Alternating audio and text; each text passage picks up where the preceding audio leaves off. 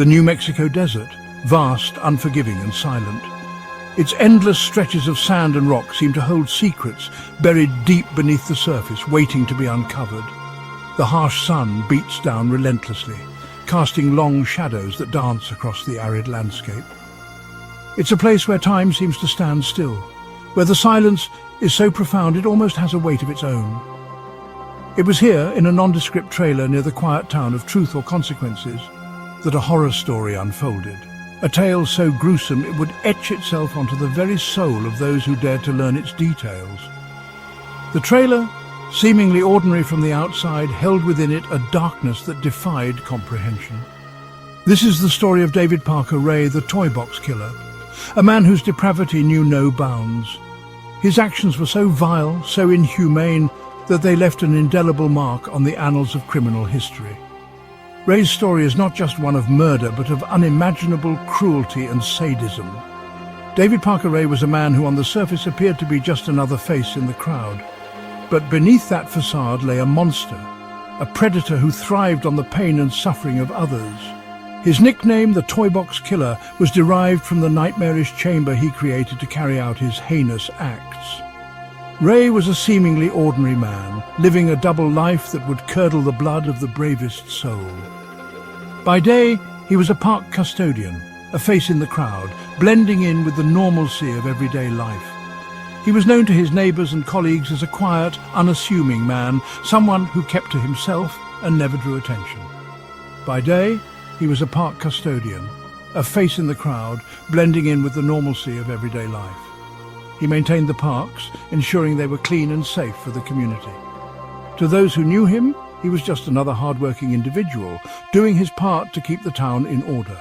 But when darkness fell, he transformed into a monster, a predator who turned his home into a torture chamber, a place where his darkest fantasies played out on the terrified bodies of his victims. The transformation was stark and terrifying, as if a switch had been flipped, revealing the true nature of the man behind the mask. A place where his darkest fantasies played out on the terrified bodies of his victims. The trailer, which he referred to as his toy box, was filled with instruments of torture, each one designed to inflict maximum pain and suffering. The walls were lined with diagrams and instructions detailing the horrific acts he intended to carry out. For years, Ray operated under the radar, snatching women from the streets and dragging them into his personal hell. He preyed on the vulnerable, the forgotten, luring them with a sinister charm that masked the horrors that awaited them within the walls of his trailer. His victims were often those who would not be missed, those whose disappearances would not raise immediate alarm. He preyed on the vulnerable, the forgotten, luring them with a sinister charm that masked the horrors that awaited them within the walls of his trailer. His methods were calculated and cold, designed to ensure that his victims were completely at his mercy. Once inside, they were subjected to unspeakable acts of violence and degradation. To the unsuspecting eye, his home was just another mobile dwelling in the vast desert landscape.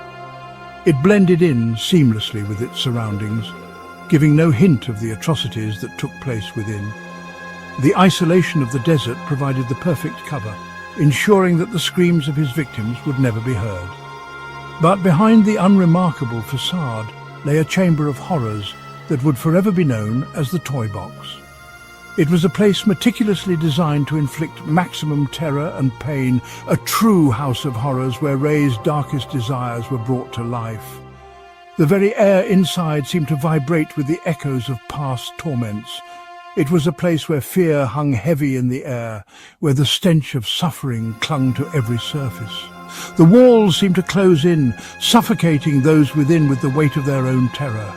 Every corner of the room was filled with reminders of the pain that had been inflicted there, where the stench of suffering clung to every surface, and where the screams of Ray's victims were swallowed by the desolate silence of the desert. The isolation of the location ensured that no one would hear their cries for help. No one would come to their rescue. It was a place where hope was extinguished, and only despair remained, and where the screams of Ray's victims were swallowed by the desolate silence of the desert.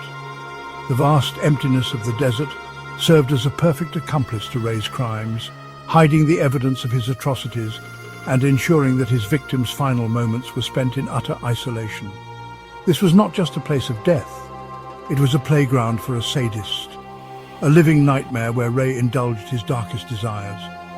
The tools of torture were laid out with meticulous care, each one a testament to the twisted mind that had conceived them. It was a place where the boundaries of human cruelty were pushed to their very limits, a living nightmare where Ray indulged his darkest desires.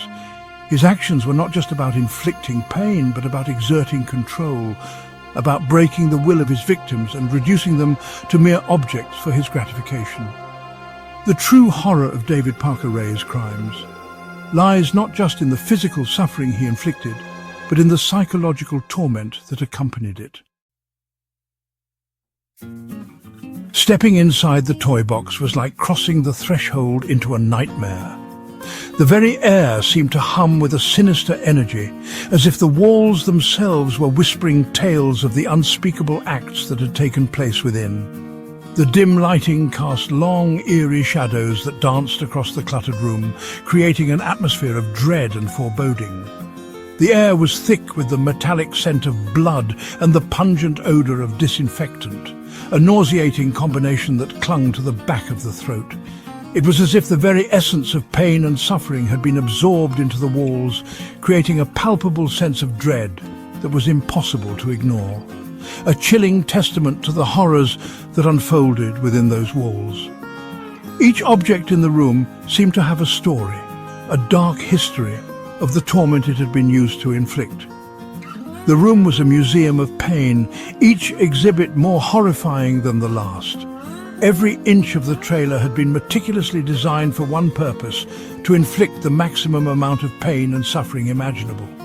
The attention to detail was both impressive and horrifying, a testament to the twisted mind that had created this chamber of horrors. Chains hung from the ceiling, bolted to the floor and crisscrossed the walls, creating a macabre spiderweb designed to restrain and torment. Each chain was a link in a network of pain, a tool of control and domination, a macabre spiderweb designed to restrain and torment. The chains were not just tools, they were symbols of the power and control that Ray exerted over his victims, a physical manifestation of his twisted desires. Restraining devices of every imaginable kind, from whips and ropes to handcuffs and leg irons, lay scattered across the floor, each one a silent witness to the unspeakable acts of cruelty perpetrated within that confined space. These tools of torment were not just instruments, they were extensions of Ray's sadistic will, each one carefully chosen for its ability to inflict pain and suffering.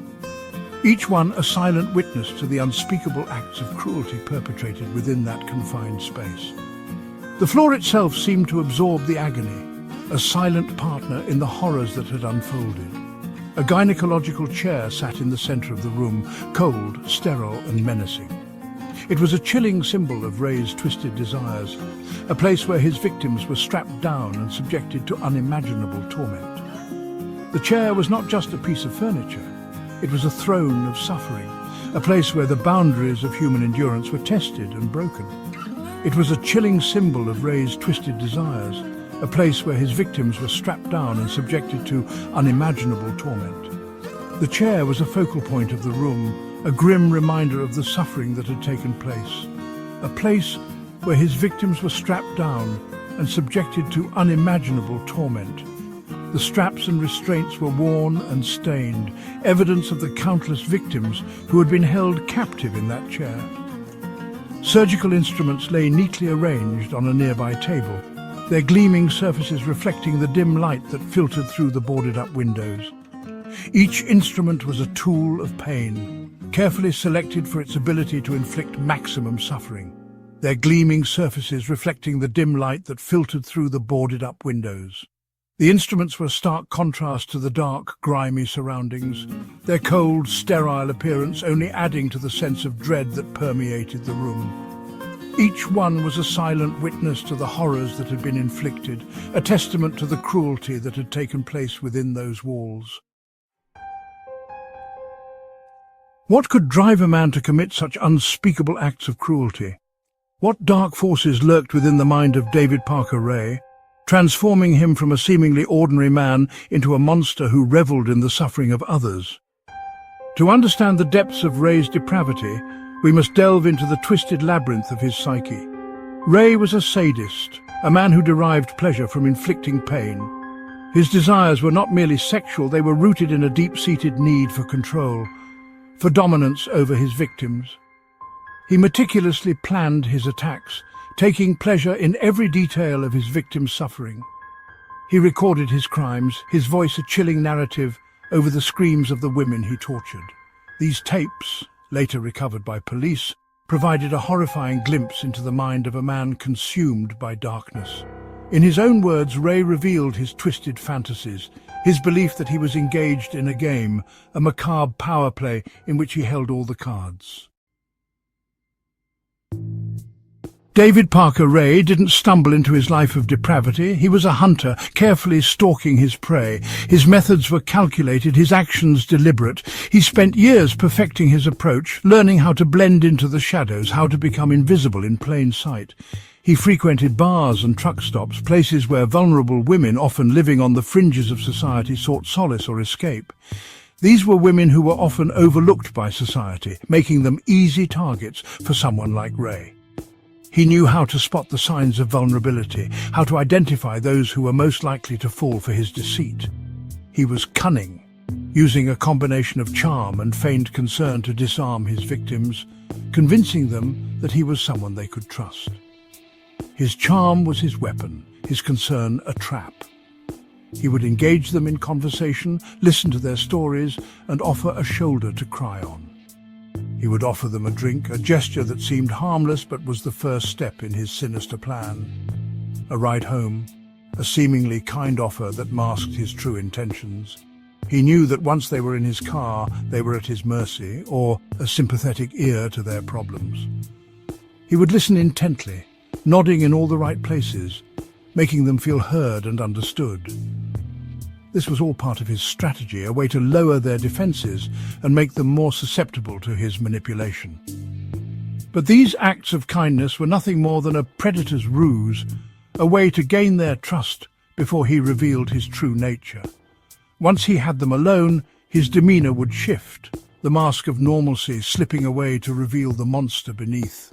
His eyes would grow cold, his smile turning into a sinister grin. The mask of normalcy slipping away to reveal the monster beneath. His true intentions would become clear, and the women would realize too late the danger they were in. Many women fell victim to Ray's deception, disappearing into the night, their cries for help unheard, their fates unknown to the outside world. They became part of his twisted game, their lives reduced to mere pawns in his sadistic fantasies. Their fates unknown to the outside world. Families were left searching for answers, their loved ones' faces staring back at them from missing person posters, a constant reminder of the horrors that lurked in the shadows.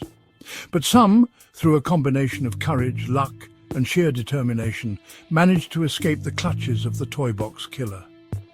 These women, though scarred by their experiences, found the strength to break free, to run towards the light and away from the darkness that threatened to consume them. Their stories are a testament to the resilience of the human spirit, a beacon of hope in a world that can often seem overwhelmingly dark.